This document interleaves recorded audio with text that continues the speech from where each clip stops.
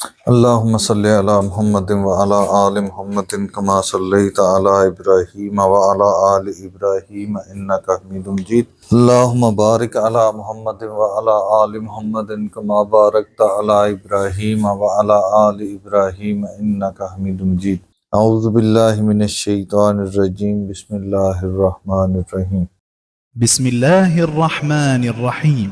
يا أيها الناس اتقوا ربكم الذي خلقكم من نفس واحدة وخلق منها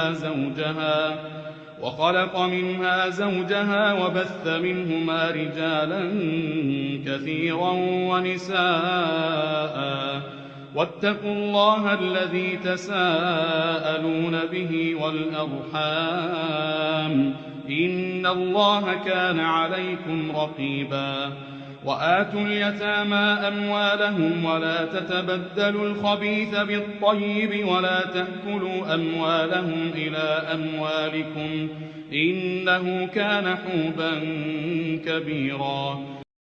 اللہ کے فضل سے آج ہم سورہ نساء شروع کر رہے ہیں۔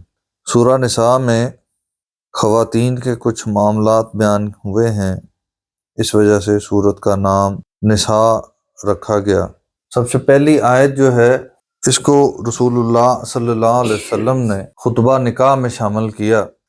اس کے الفاظ اس کو پوری طرح سمجھیں گے تو اندازہ ہوگا کہ اس کو رسول اللہ صلی اللہ علیہ وسلم نے خطبہ نکاح میں شامل کیوں کیا۔ اس کی اہمیت اور اس میں جو تلقین اور نصیحت ہے وہ ہمارے آئلی جو معاملات ہیں اس کی اصلاح کے لیے کتنے اہم ہیں۔ یا ایہا الناس، اے لوگو، اتقو ربکم، ڈر جاؤ اپنے رب سے، الذی، وہ ذات، خلقکم، جس نے پیدا کیا تمہیں، من نفس واحدۃ، ایک جان سے۔ ایک جان سے کون کون پیدا ہوا ہے؟ انسانیت کی پوری خلقت جو ہے وہ ایک جان سے پیدا ہوئی۔ اس میں صرف مسلمان شامل نہیں ہے، اس لیے شروع میں اللہ تعالیٰ نے لفظ کیا استعمال کیا؟ یا ایھا الناس، یا ایھا الذین آمنوا نہیں کہا۔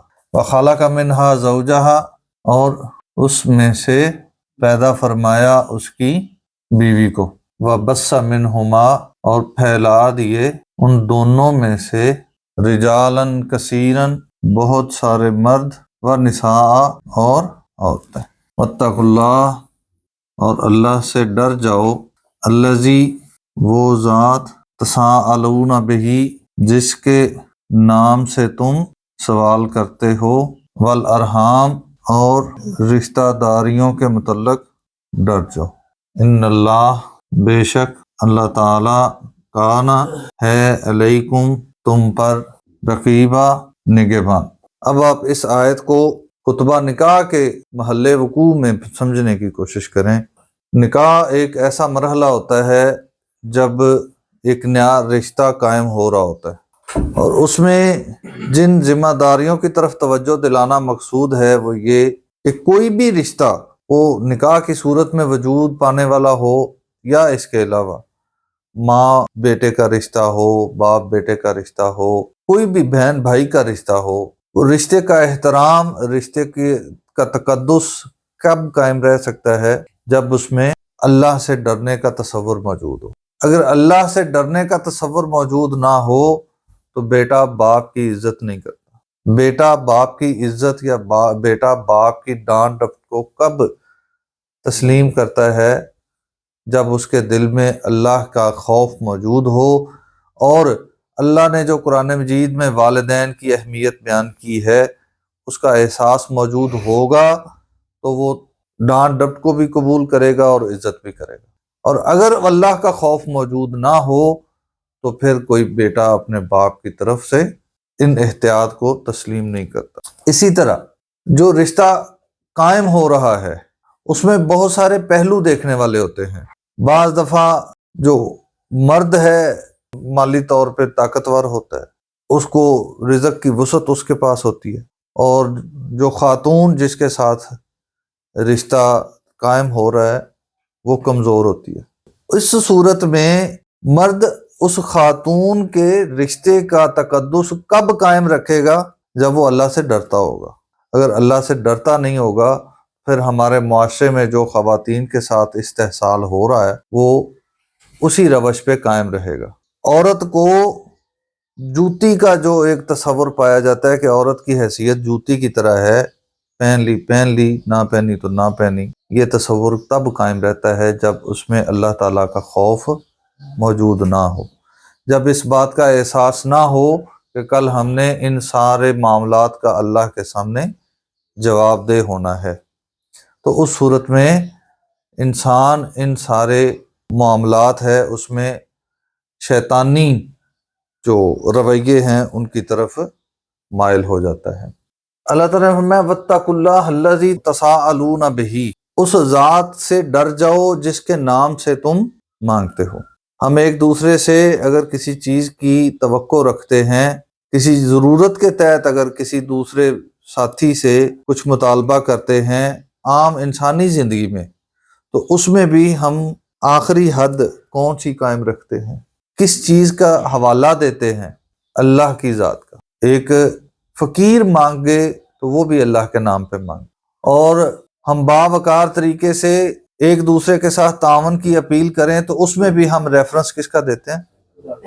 اللہ کا، کہ اللہ آپ کو اجر دے گا۔ تو جس ذات کے نام پہ تم مانگتے ہو، جب رشتے قائم ہوتے ہیں تو اس میں بھی جو حقوق اور فرائض اللہ نے وضع کر دیے، ان حقوق اور فرائض کا مطالبہ بھی کب ہوتا ہے، کس طریقے سے ہوتا ہے؟ اللہ کے نام پہ ہوتا ہے۔ ایک مرد جس خاتون سے اس کا رشتہ طے ہوا، اس سے اگر وہ اپنے حقوق کا مطالبہ کرتا ہے تو کس وجہ سے کرتا ہے؟ اس میں بھی اللہ کی ذات کا ریفرنس موجود ہے۔ کیوں؟ کیونکہ اللہ نے حقوق طے کر دیے ہیں۔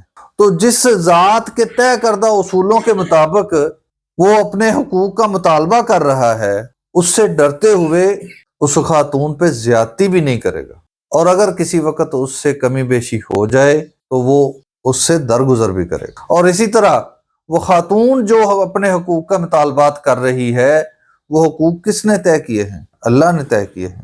اسلام وہ واحد دین ہے جس نے خواتین کے حقوق کی پاسداری کی ہے۔ تو جس ذات کے نام سے وہ اپنے حقوق کا مطالبہ کر رہی ہے، اس سے ڈرتے ہوئے وہ اس بات کا بھی خیال رکھے کہ جس شخص کے ساتھ اس کا رشتہ طے ہوا ہے، اس کی عزت و آبرو اور مال کی حفاظت کرنا اس کی ذمہ داری ہے۔ وہ اس کے ساتھ کوئی چالاکی، کوئی دغا بازی نہ کرے۔ اللہ سے ڈرتی ہوگی تو وہ ساری چیزوں کا خیال رکھے گی، خامد کی طرف سے، اس مرد کی طرف سے جس کے ساتھ اس کا رشتہ طے ہوا ہے۔ اگر کبھی کوئی کمی بیشی ہو تو وہ صبر سے کام لے گی، وہ اس کو ذلیل و رسوا نہیں کرے گی۔ تو یہ ساری چیزیں، یہ رشتوں کی اہمیت کب ہوگی؟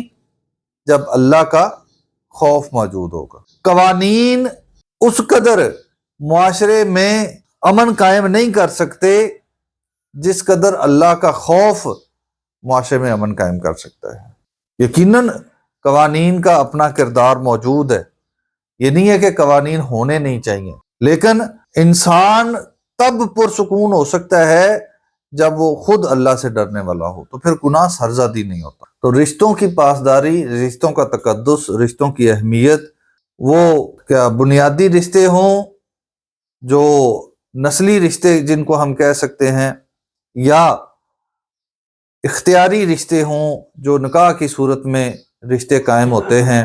جب نکاح ہوتا ہے تو ایک رشتہ نہیں بنتا، ایک پورا نیا خاندان وجود میں آتا ہے۔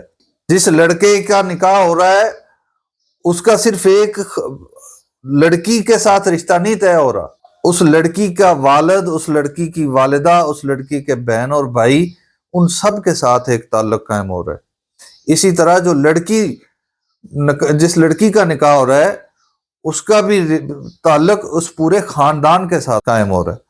تو جب یہ ایک پورا خاندان نیا مرز وجود میں آتا ہے تو ان سارے رشتوں کا تقدس، ان سارے رشتوں کا اہمیت، ان سارے رشتوں کی پاسداری کی ذمہ داری ان کندھوں پہ آ جاتی ہے۔ تو وہ سارے رشتوں کا تقدس اور احترام کب قائم رہتا ہے؟ جب اللہ کا خوف دل میں موجود ہو، ورنہ ہمارے معاشرے میں جو حالات ہیں وہ رشتے نہیں ہوتے، ہم ایک دوسرے کے لیے دشمنی پیدا کرتے ہیں۔ नंद और भाभी का रिश्ता क्या होता है? वो एक दूसरे के लिए साजिशों का तस्वुर लेके शुरू करते हैं। सास और बहू का रिश्ता क्या होता है? हमारे मुआशरे में क्या समझा जाता है कि वो एक दूसरे के खिलाफ साजिशों का नजरिया लेके चलते हैं। जब अल्लाह का खौफ मौजूद नहीं होगा फिर रिश्तों की अहमियत नहीं होगी। व आतुल यतामा, और अदा करो यतीमों को, अमवालहुम, उनके माल, वला ततबद्दलू, और ना तब्दील करो, अलखबीसा, नापाक या नाकारा माल को, बित्तय्यब, पाक माल से या अच्छे माल से। पहला हुक्म दिया कि यतीम का माल, अगर एक यतीम आपकी कफालत में है तो उसका माल हड़प ना कर जाओ, अदा कर दो। और दूसरी नसीहत ये फरमाई कि देते हुए डंडी ना मार लेना।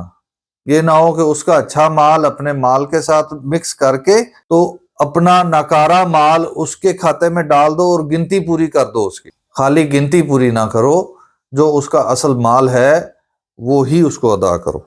वला ताकुलू अमवालहुम, और ना खाओ उनका माल, इला अमवालिकुम, अपने माल के साथ मिलाकर। बहाने बना बना के अपने माल के साथ मिक्स करके उनका माल खा ना जाओ। इन्नहू, बेशक ये काम, काना है, हुबन कबीरा, बहुत बड़ा गुनाह। अल्लाह ताला समझने और अमल करने की तौफीक अता फरमाए।